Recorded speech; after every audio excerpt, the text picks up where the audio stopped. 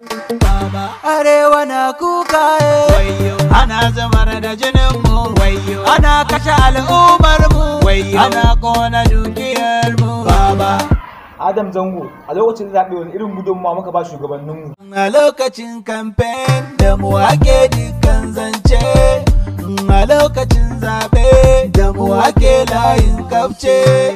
In sun ci zaɓen me yake faruwa kuma da mu? Ana kashe mu amma mun shiru, wani yayi rashin baba, wani ɗanai wata koma ba.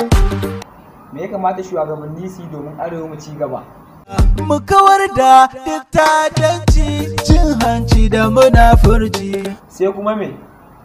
Mu kawar da duk son zuciyarmu, mu sa rai gaskiya guda ne. Adam Zango, kana ganin alƙawarin da shugabanni suka ɗauka kafin zaɓe yana nan ko sun manta?